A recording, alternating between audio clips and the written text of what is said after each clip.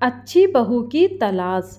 जब मेरी चाची के भतीजे से मेरा रिश्ता तय हुआ, उस वक्त मैं 18 साल की थी। मन ही मन मेरा दिल बहुत दुखी था, क्योंकि मेरी शादी जिससे हो रही थी वह लड़का मदरसे में उलेमा की पढ़ाई कर रहा था और मुझे दाढ़ी वाले मुल्ले पसंद नहीं थे। मैं और मेरी बहन दोनों को दाढ़ी वालों में बहुत नफरत करते थे। हालांकि मैं और मेरी बहन ने दोनों ने पढ़ाई की थी और हमारे पास उर्दू, अरबी, हिंदी सारे तालीम थे। हम 4 बहनें और 2 भाई थे। मेरी 2 बड़ी बहनों की शादी हो चुकी थी और एक भाई का भी शादी हो गया था।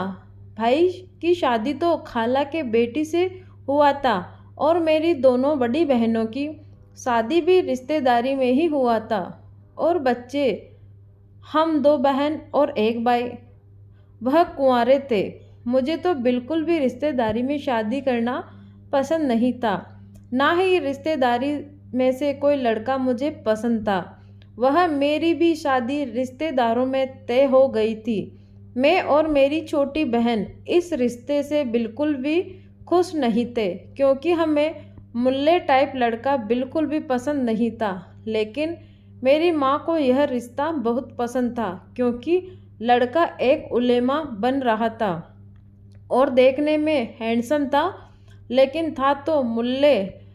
जब मेरे घर पर उसकी पूरी फैमिली मुझे देखने आई, यहाँ तक कि लड़का भी मुझे देखने आया था, पर मैं लड़के के सामने नहीं गई थी। मेरी बुआ मुझसे कहा कि तू जाकर लड़के से बात कर ले, लेकिन मुझे उस लड़के से बात करने में कोई दिलचस्पी नहीं थी और मेरी शादी की तारीख रखने भी आए थे। बातों बातों में लड़के का पिता यानी मेरा फूफा लगता था, उसने मेरे पापा से कह दिया कि शादी तो मैं करूँगा, पर लड़का जब तक उलेमा नहीं बनता वह हमारे घर में ही रहेगा और आप उन दोनों को एक कमरा दे दीजिए। इस बात पर तो मेरे पापा बिल्कुल भड़क उठे। कहने लगे कि मैं अपनी बेटी की शादी करबला मैं अपने ही घर में क्यों रख लूँगा, और दुनिया वाले क्या कहेंगे कि शादी करके दामाद को और बेटी को घर में ही रखा हुआ है। बस क्या था, मेरे पापा ने यह रिश्ता तोड़ दिया और रिश्तेदार जो आए थे उनसे काफ़ी बहस हो गई, जबकि वह कोई भी दहेज नहीं मांग रहे थे। बस उनका था कि शादी करके कुछ दिनों तक लड़का यहीं रहेगा, क्योंकि उसका पूरा परिवार गांव में रहता था और वह लड़के का बाप इसी लालच में था कि मेरा किराया बच जाएगा और मेरा लड़का पढ़ लेगा तो मैं उसे बाहर भेज दूंगा और बहू को अपने गांव में अपने साथ ले जाऊंगा। फिर क्या था, मेरे पापा ने तो वहीं पर सबके सामने कसम खाई और कहा कि मुझे अब कभी रिश्तेदारी में कोई शादी नहीं करनी है और बिल्कुल अलग से शादी करूंगा, जिसमें कोई रिश्तेदारी दूर दूर तक ना हो। अब मेरी बहन और मेरा तो खुशी का ठिकाना नहीं था कि अच्छा हुआ, चलो इसी बहाने तो मेरी जान छूटी और मैं खुश हो गई अपने पापा के फैसले से। लेकिन मेरी माँ बहुत दुखी थी और हमें गालियाँ दे रही थी कि अब पता नहीं इनका रिश्ता कहाँ होगा और कैसे होगा। इन्होंने तो कह दिया कि मुझे शादी नहीं करनी, इतना अच्छा लड़का था। अब इस बात को 2-3 साल बीत गए थे। फिर मेरी माँ ने एक दिन मुझे बताया, मैं छत पर बैठी थी और मुझे बुलाया कि इधर आ, तुझसे एक बात करनी है, एक रिश्ता आया है। तेरे पापा ने मुझे बताया है वह 3 भाई हैं और उनकी कोई बहन नहीं है और लड़के का पिता पुलिस इंस्पेक्टर है और लड़का भी पुलिस ट्रेनिंग में है। लेकिन मेरी माँ अंदर ही अंदर दुखी थी, क्योंकि वह कह रही थी कि हम उन्हें बिल्कुल भी नहीं जानते हैं, पता नहीं वह लोग कैसे होंगे, क्योंकि हमारे एक पड़ोसी अंकल थे, जो कि मेरे पापा के पास बहुत अच्छा उठना बैठना और दोस्ती भी था। उन्हें अंकल के वह दोस्त थे, दोस्त क्या थे, वह उनके गांव के भी थे। उन अंकल को तो काफ़ी दिनों से जानते थे, तो उन पर काफ़ी भरोसा था। बस क्या, मेरे पापा ने तो हाँ कर दी थी। अंकल एक दिन लड़के के पिता को ही घर ले आए, वह भी बिल्कुल अचानक। हमें पहले से कोई मालूम नहीं था कि लड़के के पिता देखने आने वाले हैं। बस मेरे पापा और वह लड़के का पिता और अंकल तीनों मेरे घर पर आए। फिर जब मुझे बुलाया तो मेरे तो जैसे हाथ पैर डरे मारे ठंडे हो रहे थे। फिर मैं चाय लेकर अपने एक छोटी भतीजी को साथ में लेकर मैं उन तीनों के सामने गई। लड़के के पिता ने तो मुझे देखते ही पसंद कर लिया था और कहने लगे कि ठीक है, मैं अपने फैमिली को भी लड़की को दिखा दूंगा। पर उन्होंने मेरे हाथ पर कुछ नहीं रखा था। पहले से मैंने सुना रखा था कि अगर लड़की पसंद आती है तो कुछ पैसे देकर जाते हैं ससुराल वाले, लेकिन यहाँ तो ऐसा कुछ भी नहीं था। तो मैं इस रिश्ते को लेकर ज़्यादा सीरियसली नहीं थी। फिर ऐसे ही 2 महीने बीत गए। फिर अंकल ने अचानक से बताया कि वह लड़के वाले और उनकी पूरी फैमिली लड़की को देखने आ रहे हैं। लेकिन मैं अंदर बड़ी परेशान थी कि क्या बात है, लड़के का बाप भी मुझे अचानक देखकर गया है। अब ऊपर से फैमिली वाले भी बिल्कुल अचानक आ रहे हैं। पहले से कोई तो खबर भी नहीं लड़के वाले की फैमिली से। उसकी भाभी और मैं, उसके 2 भाई और उसके पिता फिर से मुझे देखने के लिए आए और मुझे फाइनल ही पसंद कर लिया। लेकिन जब वह मुझे देखकर और पसंद करके गए तो एक बात हमें मालूम हुआ कि उसके बड़े भाई की दूसरी शादी है। मेरी माँ पहले से ही परेशान थी कि अब और परेशान होने लगी। उसकी भाई की दूसरी शादी क्यों हुई है? आखिर वह भी एक लड़का होने के बाद उसे छोड़ दिया था और मेरी सास अपनी बहन की लड़की से शादी कर ली थी और उसकी 1.5 साल की एक बेटी भी थी। अब मैं और मेरी माँ कसम में थे, ठीक से ना खुश हो रहे थे ना ही ठीक से दुखी थे। हम दोनों माँ बेटी सोच रहे थे कि उस सास में कमी थी या उस बहू में जो छोड़ गई, क्योंकि हमारे खानदान में अगर औलाद होने के बाद कोई बहू को नहीं छोड़ता। कहते हैं ना कि औलाद होने के बाद तो घर बस जाता है, लेकिन यहाँ तो कुछ अलग ही मंजर था। मेरी माँ मेरी पापा के सामने चुपके से उस आंटी से मेरे साथ बारे में जानने लगी, पर आंटी ने भी कुछ ऐसा नहीं बताया कि पूरी तरह से दिल को तसल्ली हो। वह कहती हैं कि वह तो मेरे घर आती हैं तो मुझे तो ठीक लगती हैं, पर मैं उन्हें इतना नहीं जानती। आंटी ने उस बहू के बारे में पूछा कि वह बहू क्यों छुट्टी उनकी, तो उन्होंने कुछ खास नहीं बताया। कहा कि मैंने उनसे पूछा था तो उन्होंने बताया था कि वह थोड़ा बहुत चालू टाइप की थी। वह हमेशा बाहर का खाना और घर में खाना बनाने में से उसका मन नहीं था और वह ससुर के साथ भी पाई गई थी। इसको ससुर में ज़्यादा दिलचस्पी थी। अब मेरी मम्मी और घबराने लगी। अब यह क्या माजरा है? ससुर की नज़र खराब है कि वह बहू खराब थी? अब कैसे उसको पता लगाया जाए? वह लोग जब भी मेरे घर आते थे तो हम इस बात को कभी पता नहीं लगा पाए कि उनके ससुर में कमी थी या बहू खराब थी। मेरी माँ बस इसी असमंजस में थी। अब क्या करें? मेरे पापा के डर के मारे वह पापा से ज़्यादा मेरी शादी को लेकर बात नहीं कर पाती थी और पापा ने तो हाँ कर दी थी और वह लड़के के पिता से भी हाँ कर दी थी। और हमारे एक चिप्स की फैक्ट्री थी जो कि काफ़ी अच्छे से चल रही थी। और साइड बिजनेस साल में एक बार वह पटाखों का काम भी किया करते थे, तो वह भी काफ़ी अच्छा चल रहा था।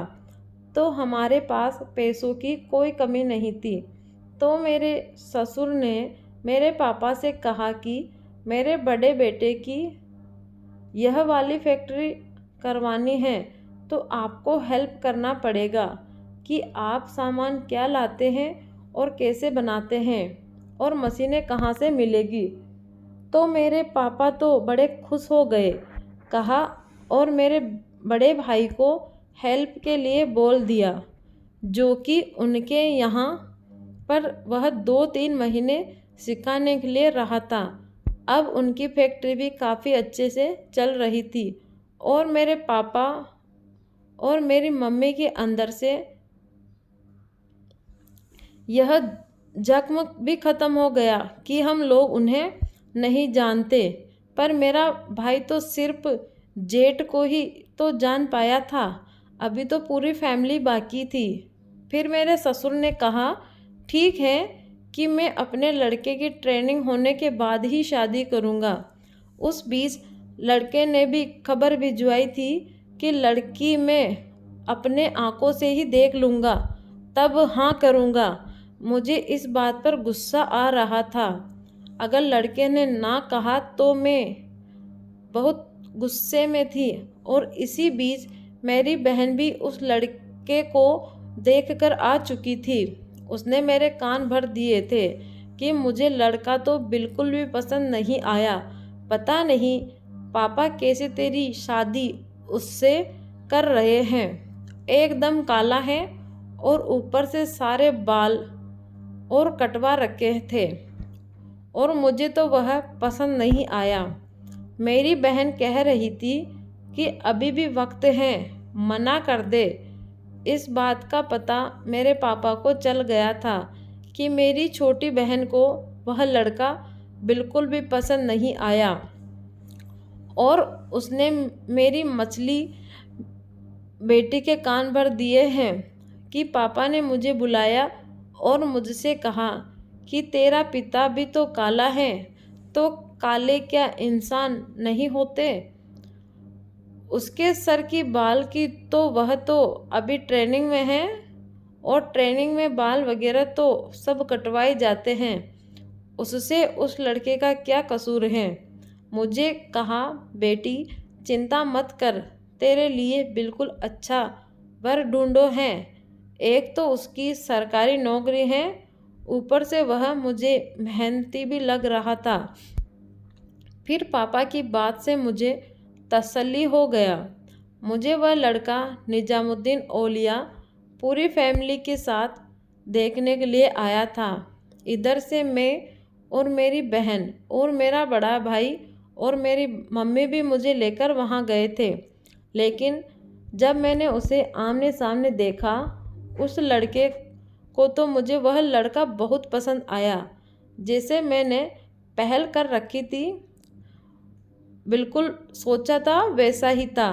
तब मैं अपनी बहन पर बहुत बिगड़ी, बोली कि तू तो कैसे बोल रही थी, यह लड़का तो हैंडसम है और बॉडी भी है।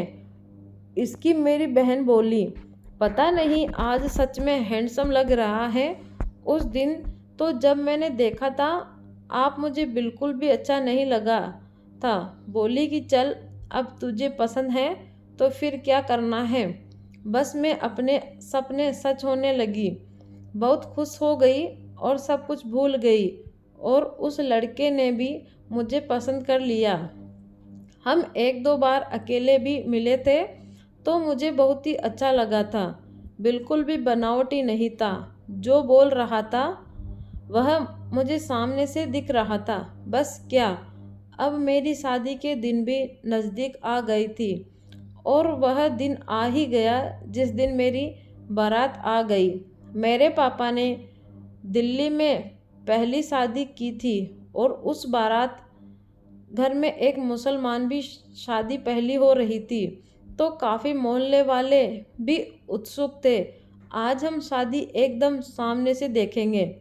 मुसलमान का निकाह कैसे होता है? बारात बहुत लेट हो गई थी।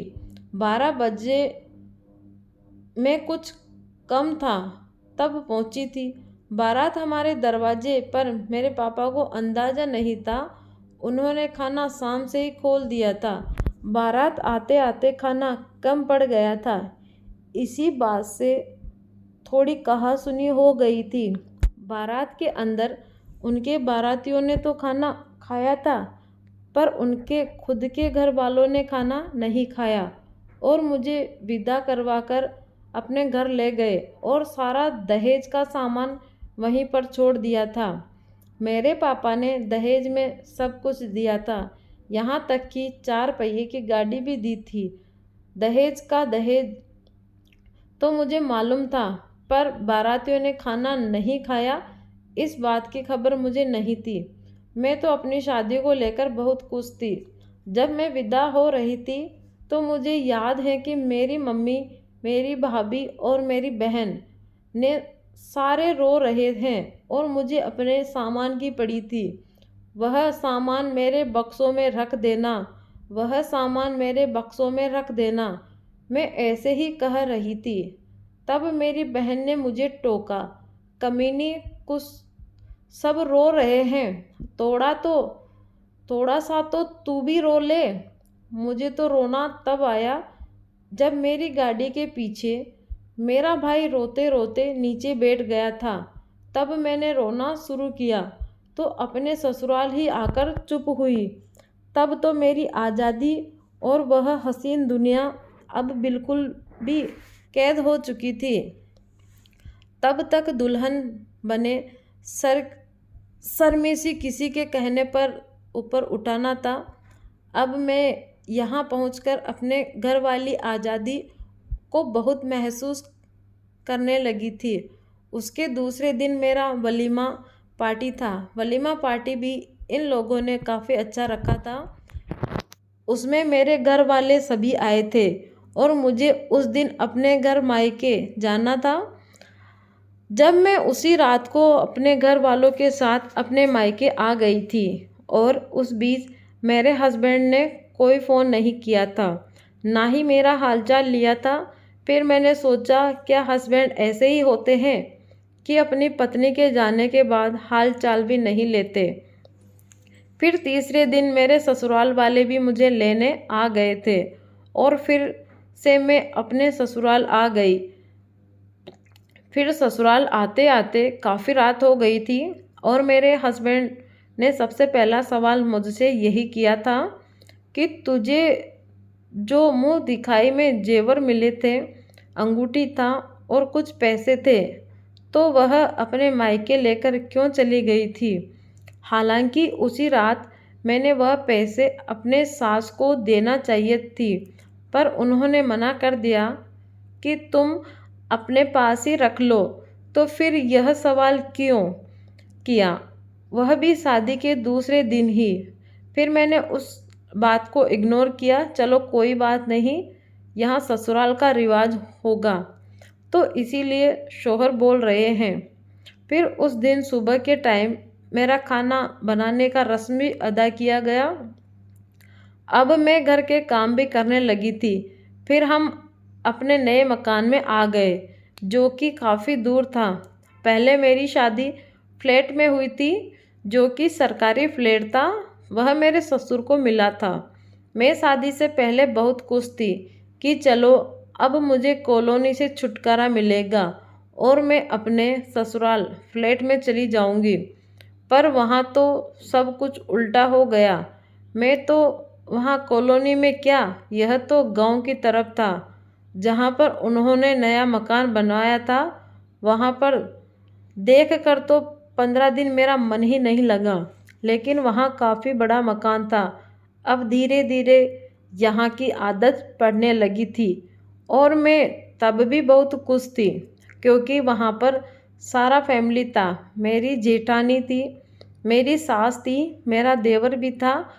अब वहाँ पर गांव की तरह था वह था ही कॉलोनी, लेकिन अब मेरी सास भी वहाँ पर गांव जैसी हरकतें करने लगी थी।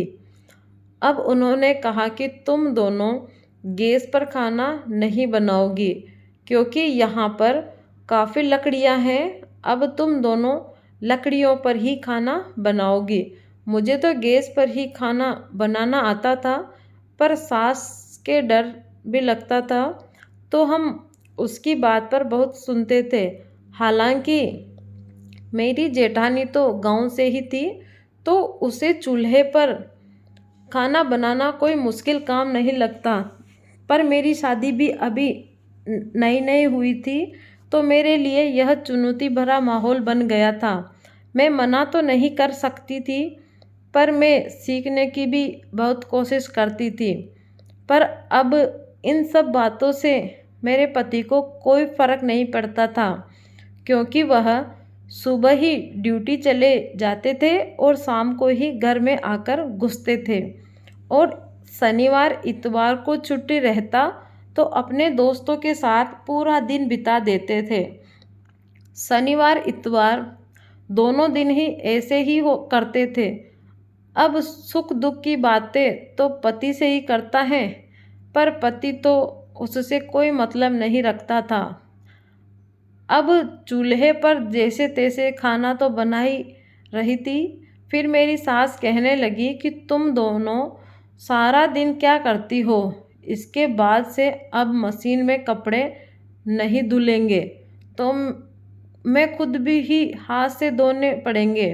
पर इस बात से मुझे ज़्यादा दुख नहीं हुआ, क्योंकि मैं अपने घर पर भी हाथ से ही कपड़े धोया करती थी।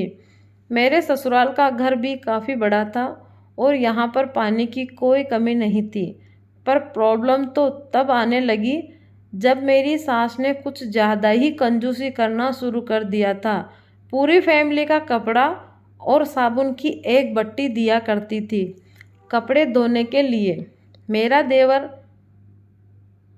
मेरी जेठ, मेरे साथ मेरे हस्बैंड, मेरे ससुर, मेरी जेठानी और मैं और मेरी जेठानी की लड़की, भला इतने आदमी का कपड़ा एक बट्टी से कैसे धुलता था। जिस दिन कपड़ा धोती उस दिन मैं बहुत परेशान रहती। फिर मैं अपने पैसों से चोरी छुपे सामान मंगवाने लगी थी और अपने साबुन भी लगा देती थी उन कपड़ों में, और जब खाना बनाओ तो खाने में भी ऐसा ही करती थी। सब कुछ नाप कर दिया करती थी। मेरे लिए तो यह सब कुछ नया नया था, मुझे तो सब कुछ एडजस्ट करना था। पर मैंने अपने घर में तो ऐसी सास गांव वाली सुनी थी कि वह लोग नाप कर खाना बनाया करते हैं, पर मेरे साथ तो ऐसा दिल्ली में हो रहा था। फिर मैंने सोचा क्या पता सास हमेशा ऐसे ही हुआ करती होगी। पर मेरी माँ भी सास थी, पर मैंने अपने घर में ऐसा कुछ भी नहीं देखा था।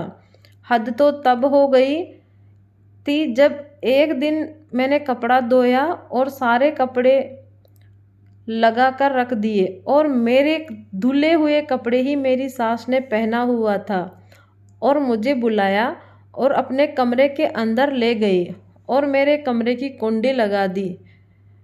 मेरी तो डर के मारे जान निकल रही थी कि मुझसे ऐसी क्या गलती हो गई कि मैं कमरे में बुलाकर वह भी कमरे की कुंडी लगा दी। अब मेरे साथ क्या करने वाली हैं मेरी सास। डर के मारे तो मेरी धड़कन बहुत तेज हो रही थी। फिर अचानक से उन्होंने अपना सूट ऊपर किया। मुझे आज भी याद है कि उन्होंने उस दिन ग्रे कलर का सूट पहन रखा था और उनके सलवार में वाइट कलर की डोरी लगी थी, और वह कपड़े धोने की वजह से उनकी डोरी क्रीम कलर की हो गई थी। कि बात बता, इस पर क्रीम कलर क्यों हो गया मेरी सलवार की डोरी। अब तो मुझे कोई जवाब भी नहीं मिल रहा था कि पहले वाइट था अब क्रीम हो गया, तो मुझे उसका कोई जवाब नहीं मिल रहा था। मेरा तो चारों खाने चित हो गए। अब क्या माजरा है, आखिर कपड़े गंदे होते तो आदमी दिखता है, लेकिन सलवार का नाड़ा कौन दिखाता है? भला यह गंदा है कि साफ है? उनकी बातों पर मुझे अंदर ही अंदर हंसी आ रही थी और गुस्सा भी आ रहा था। यह कैसी औरत है? भला अपना सलवार का नाड़ा कौन दिखाता है? गंदा है यह साफ है? मुझे तो उन्होंने उस दिन बहुत ही डरा दिया था और उन्होंने मुझे बहुत डांटा और बहुत भला बुरा कहा। तुझे कपड़े धोने नहीं आते? अपने बाप के घर पर क्या तूने कपड़े नहीं धोए हैं कि यहाँ पर आकर और सैली दिखा रही है? मैंने सर झुकाकर डांट खा लिया। मैंने कुछ नहीं बोला। खाना बनाने में लकड़ी आया, उपले कौन गिनता है? पर मेरी सास तो उपले और लकड़ियाँ भी गिन के दिया करती थी। खाना बनाते बनाते अगर बीच में लकड़ियाँ ख़त्म हो जाती तो डांट कर खाना पड़ता कि क्या खाना बनाते बनाते तू लकड़ियाँ खाती है? कौन इतना लकड़ियाँ जलाता है जितना तू जलाती हैं? लेकिन तब भी मैं सब कुछ एडजस्ट कर रही थी। शादी के कुछ दिनों बाद ही मैं प्रेग्नेंट भी हो गई थी। पर मेरे घर कैसे करती? मैंने अपने पति से कुछ भी नहीं कहा था। फिर मेरा पति भी जानता था कि मेरी माँ कैसे घर में बहुओं से काम कराती है। इस बारे में ना मेरे पति ने और ना मैंने कभी इस बारे में बातचीत की। ऐसे ही सब कुछ एडजस्ट करते करते मेरा एक बेटा भी हो गया। लेकिन अब ज़्यादा परेशानी बढ़ने लगी। पहले जितना मैं काम कर पाती थी, अब बच्चे की वजह से थोड़ा काम कम करने लगी थी, क्योंकि घर में छोटे बच्चे का भी अपने आप में बहुत सारा काम होता है। जब मेरी जेठानी भी मुझसे चढ़ने लगी थी, क्योंकि अगर मुझसे थोड़ा सा काम ज़्यादा कर लेती थी तो वह मुझसे सारा दिन बात नहीं करती थी। ऐसे करते करते मेरा बेटा अब 6 महीने का हो गया था। फिर ऐसे में मेरी सास में अब काम बांट दिए कि कपड़े वह धोएगी, खाना वह बनाएगी। इस तरीके से हम दोनों के काम बांट दिए। लेकिन मैंने कई बार मिलाया कि मेरी सास मेरी जेठानी को ज़्यादा सपोर्ट करती है। मेरी जेठानी मेरे खिलाफ मेरी सास के कान भरा करती थी। और मेरी जेठानी मेरी सास की बहन की बेटी भी तो थी। उन्होंने मेरी सास से कहा कि मैं अपने बेटे होने पर घमंड करती हूँ, और मेरी सास ने इस बात को मान भी लिया था। वह खुदा गवाह है कि मैंने कभी अपने बेटे को लेकर उनसे कोई घमंड नहीं किया था। ऐसी कोई बात नहीं की थी। बल्कि मेरा बेटा थोड़ा सा काला था और उनकी बेटी होने से थोड़ा उनको गिनने था।